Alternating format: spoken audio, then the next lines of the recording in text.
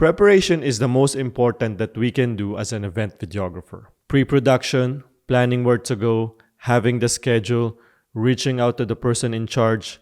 In this event, they had 3 locations.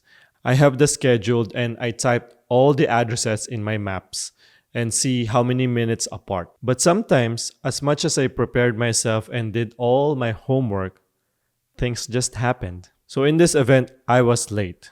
I only have 5 minutes to set up. I typed the address using my Apple Maps, and I haven't finished typing the address and I just picked the first one to come up and just hit go. That's a bad habit. I should have finished every single word including the city, or I should have copy and paste the address itself. When I got to the first location, I knew I was in the wrong place.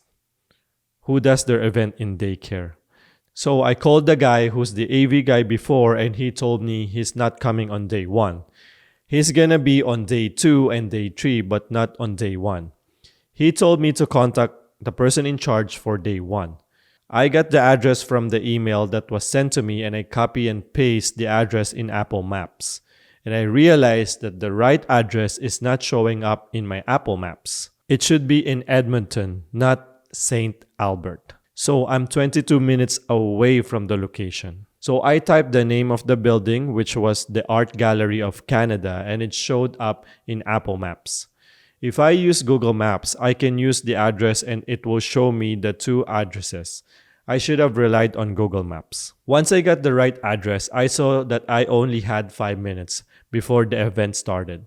So at that moment, I'm just thinking about how I'll set up in 5 minutes. When I got there, I told my second shooter to park the car. Then I brought the bags that I need. When I entered the building, I saw people assisting me on where to go. It was downstairs and it was a theater-style venue, which I already knew. So I secured the audio first. The audio I used was 2 wireless mic Go, which has an internal recording. I hooked them to 2 people who were MCs. Then I set up my wide camera angle, which was the Sony FX30 paired with a Sony 20-70 f4. I'm at 20mm, so it's 30mm look in APS-C. At that time, the event was starting. Since I had the wide angle camera rolling and I had the wireless mic Go hooked to the first MC, I still got 10 minutes because according to the schedule, the MC will talk for 10 minutes. So I continued to set up my third audio recorder, which was the Tascam DR10L, in front of the audio speaker using a light stand and this Piggy backup pocket mount. This item is no longer available, but you can use a Velcro to tie it. If you're using an audio recorder that has a threaded hole on the back, you can mount it easily using a light stand and place it in front of the audio speaker. The point is to get the audio recorder in front of the audio speaker to record all the speeches. In this event, the audio speaker was in front to my left side, so I walked there and placed the light stand with the Tascam DR10L to record the audio. Then I set up my main camera, which was the Sony FX3 with the Tamron 70-180mm lens. Then I tracked the subject. After a few minutes, my second shooter came and then he tracked the main camera. So I started to set up my third camera, which was a Sony FX3 with a Tamron 17-28mm on the gimbal.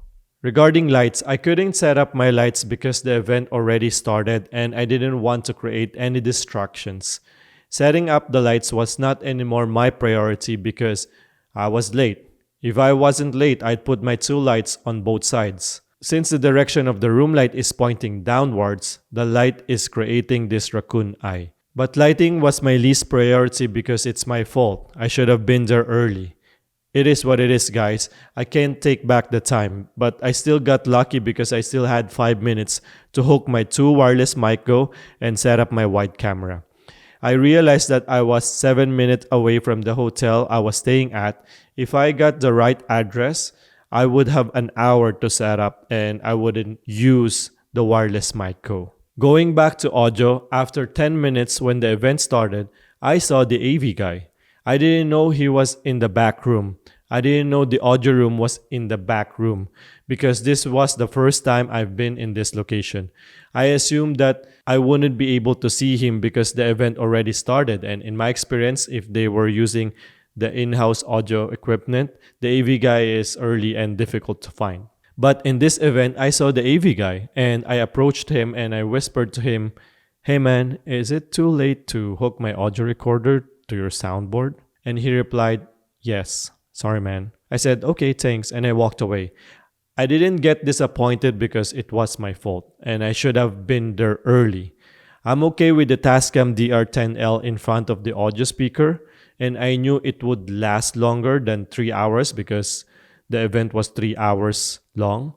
My only concern with it was I'm blinded because I can't monitor the audio if it's still working. Usually this is only my backup, but something happened after a few minutes. The AV guy approached me and asked me what kind of audio recorder you have. I showed the Zoom F3 and asked me if I had a 1/4-inch cable, and I said yes. I had all the cable and I smiled.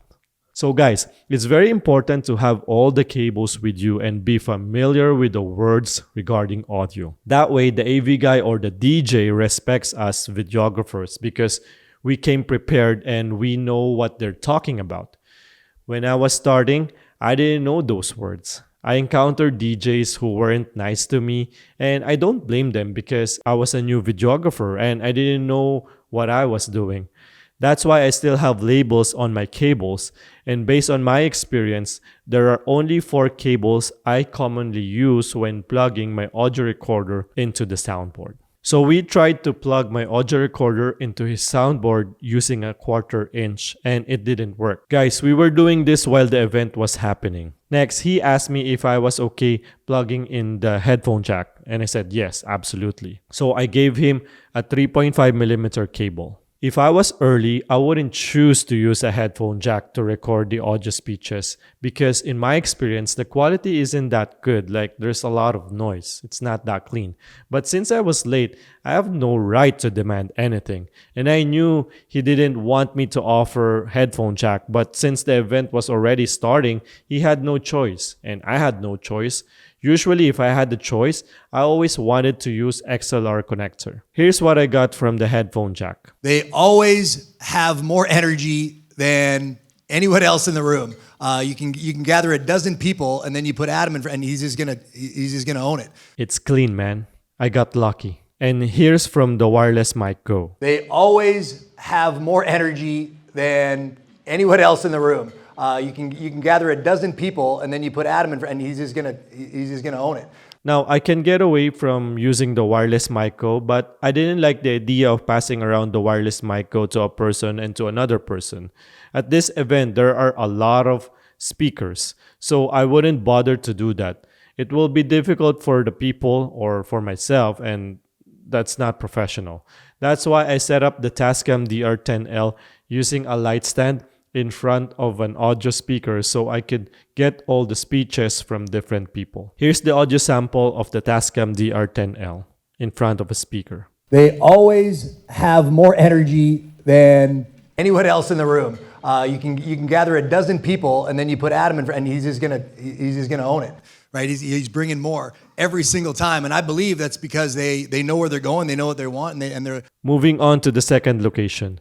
There was a 2-hour break, so I quickly got an establishing shot outside the first location, then went back to the hotel where I was staying, left some of my stuff, and ate my dinner. So for this next shoot, I just brought 2 FX3s, 1 tripod, and a gimbal. It was a leadership dinner. My goal here was to just document whatever was happening. I asked the person in charge if how many people were speaking that night, and she said no idea. So I secured the audio first. I saw this podium and there was a wired handheld microphone. I tested the handheld microphone and I could hear the audio speaker somewhere. So I just looked around and I found the speaker was in front of the podium. So I placed my wireless mic go in front of it. Here's a sample audio of the wireless mic go in front of the speaker. Who got a pair of shoes tonight? How awesome are those? The lighting condition here was terrible. It's a dim place with a low ceiling. I'm not planning to put any lights on here because the people here were just mingling, and I used whatever lights were available and I was using 2 lenses. the Sony 35mm 1.8 and the Sony 85mm 1.8. My white balance was at 2500 Kelvin. I went on a gimbal just to establish the location and capture some details. Once I was done with those, I started to go handheld and capture a story the best I could. I'm always looking for a story. I already saw that there were gifts, and I didn't expect those gifts to be special to them. So when they started opening the gifts, the people got emotional. As an event videographer, I felt those were real emotions, and I tried to get reactions as much as I could.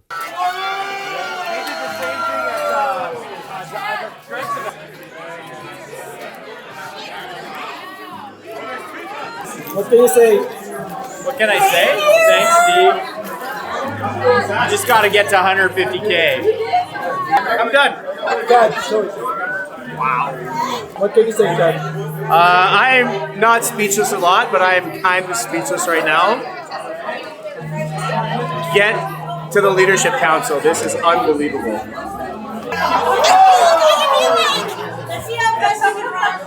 Oh, we put you beside Stacy? Oh no. Build them up. As you can see, I was there in the moment with my camera. I asked them questions and I encouraged them to speak to the camera because we can never take back those moments. We can capture creative B-rolls at the end and like opening gifts and showing the shoes. But capturing that moment and authentic reactions, that's priceless. We're getting paid because we're capturing these moments. Guys, I'm telling you, I don't know how to teach it. It is intuitive. So as you document a lot of events, you will get those feelings of, oh, I need to capture that. I think that's important. I felt that energy shifted. And there are some moments of, I'll just capture some, but not all of it because nothing really is happening. I hope that makes sense. So here's the sequence that made the cut in the final video. Who got a pair of shoes tonight? How awesome are those? You just got to get to 150K. Get to the Leadership Council. This is unbelievable. Moving on to day 2, we were early around 6:45 a.m. to set up. I was using 2 Sony FX3s and 2 Sony FX30s. So the first FX3 with Sony 100 to 400mm was used as my main camera. By the way, I rented a long lens and Vistec, and I didn't anticipate that it was still short for my taste. I'm looking for an eye level shot, like waist up. Next time, I'll rent Sony 200 to 600. What I love about renting lenses or any gears in Vistec is that they have this weekend rate. I rented this lens for $62, including tax. I picked this up on Friday and then I returned it on Monday before 11 a.m. I found out later on that day that the color of the Sony 100mm to 400mm was wobbly. So I removed it and used my camera to mount the lens. I have a heavy-duty satchel tripod that gets the tracking well. My tip in tracking the subject is to use 2 fingers. I use my thumb if I'm tracking to my right and my index finger tracking to my left. Some people use 2 index fingers and they're just moving their body. That's why they use 2 pan bars on a tripod. The camera should be well balanced on the tripod so I can unlock the tilt and pan knob. I knew there will be a lot of people who would be speaking and their heights would be different, so the tripod should be moving freely. Just a disclaimer, I didn't have any proper or formal training using a tripod. I just learned everything that I'm sharing with you on the field. That worked for me. So my rule of thumb in tracking the subject is, number 1, perfect composition, meaning there's enough headroom. If I'm filming in front of a subject, I make sure the subject is in the middle. If I'm filming on the side, I can use rule of thirds. Number 2, nailing the focus. I rely on autofocus because the stage is big and wide. The speaker tends to move forward or backward. The Sony FX3 is reliable in nailing the focus.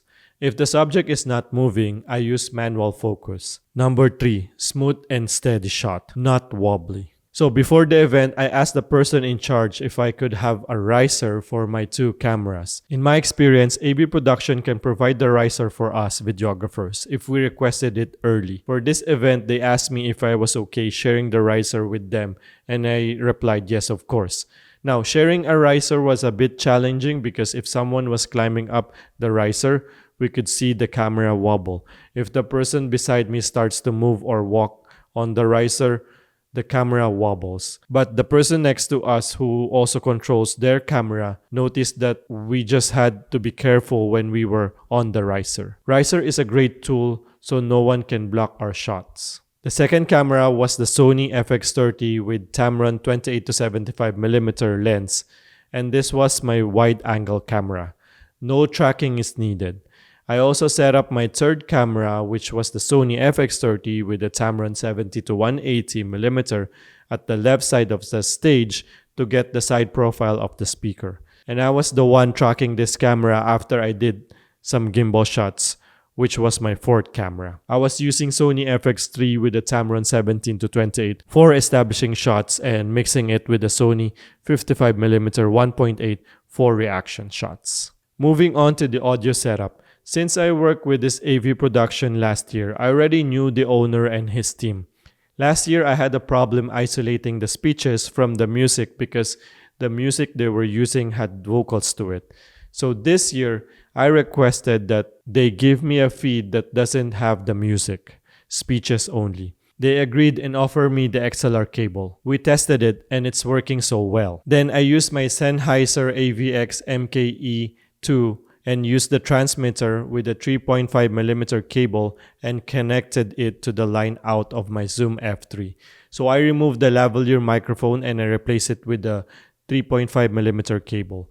Then I connect the receiver to my main camera using the 3.5mm audio jack. This way, my second shooter can monitor the audio without him going to the Zoom F3 if it's still working or not. I can also use the wireless mic go or any lav mics that has a receiver. I still prefer the Sennheiser because it's cleaner than the wireless mic go 2, and in my understanding it is because they both use a different frequency. That's why the Sennheiser is way expensive than the Rode Mic Go. I also asked the AV guy if he still had a power outlet so I could plug my Zoom F3. I have this 10-foot long USB-C cable with a power brick so I won't rely on the batteries of the Zoom F3. It happened to me before. My Zoom F3 died in the middle of the speech. So I wouldn't like that to happen again. If there are no available power outlet, then I will use my V-mount battery to charge my Zoom F3. Quick story. This was the same AV production that I worked last year. I talked to the owner of this AV production and he was a nice guy.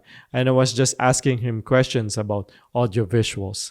Like, what was the screen they were using? Because I told him I was not getting any banding in my videos. I asked him, how did he get this client? Just anything to be connected. I even gave him my gimbal shots for free so he could use them for his demo reel. This guy recommended me to his clients and he hired me to shoot a behind the scene for his demo reel last year when they had an event here in Calgary. So guys, this is a people's business. I know I mentioned this topic in my last video. If you haven't watched it, please check it out. I'll link the video somewhere here. But this is the proof that I'm getting connected to one person at a time. And I'm adding value to people that I meet. Okay, moving on. The registration starts at 8 a.m. This was an important sequence for me so I could tell a story. I just need the B-roll of people falling in line and entering the venue. I like the registration spot this year compared to last year because there is available natural lighting coming from the windows. Last year, it was behind the door, so it was dark. Next, two people were hyping up the people who were waiting for the door to open. I hooked the Rode wireless mic go to them, and since they were shouting, I got a clipped audio recording, which is fine. It's still better than my shotgun mic. I saw that the guy went up on the table and he was having fun. So I asked him if he could do it again so I could get another angle. Dave, can you do one more of that? One more? Yeah, one more. All right. Here's the sequence that made the cut in the final video. This is the 2024 Dream Team Summit of a lifetime. Are you ready to go in? We had over 700 people here in this event, and the energy, man, the production, everything was just unreal. I can't believe it. Guys, in filming events, make sure to be in the right place at the right time. I base everything I do on the event's schedule. We cannot capture everything because there are a lot of moments happening, and especially if we were one or two videographers that day. But if we prioritize the moments that we think will make the cut in the final video, we can create an awesome highlights. For this event, these were my priorities: leadership dinner, registration. I probably shot 10 minutes here, then move on to the opening door, then gala event, dance floor with the DJ, then testimonials.